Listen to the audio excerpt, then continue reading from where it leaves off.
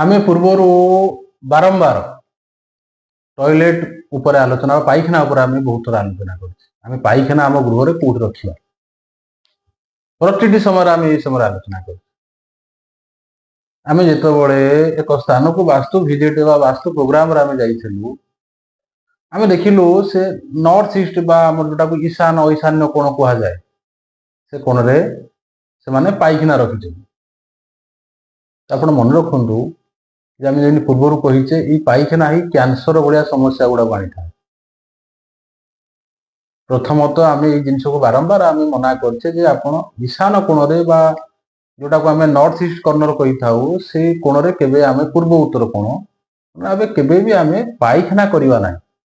आम गाधुआ घर कर स्थान में आम गाधुआ घर कर गाधे पार कि पाइखाना केबे करवा ना ईशान कोण ईशान कोण कौन कौन करवा बहुत बहुत भिडियो आलोचना कर मुझे कहबार कारण आपन को तो ये ईशान्य कोण जिते सी घर उपर जिते से दोताला घर कले जोटा को आम प्राय फास्ट फ्लोर प्रथम फ्लोर कही था तो सेटा आम जो गाँ गाँव में दीताला घर कही था जिते से प्रथम ग्राउंड फ्लोर कर सेकेंड फ्लोर फास्ट फ्लोर कले तो से समय प्राय घर हबार प्राय 6 मास वर्षक भितर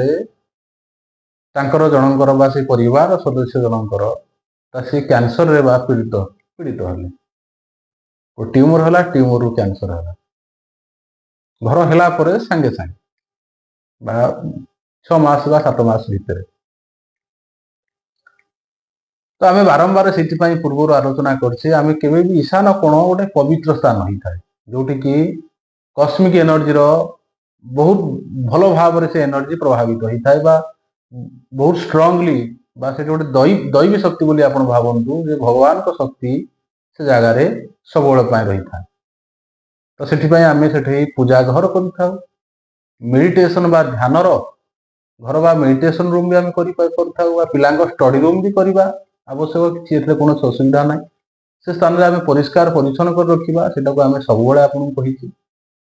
से स्थान में जदि आम राहु को आनी बसैवा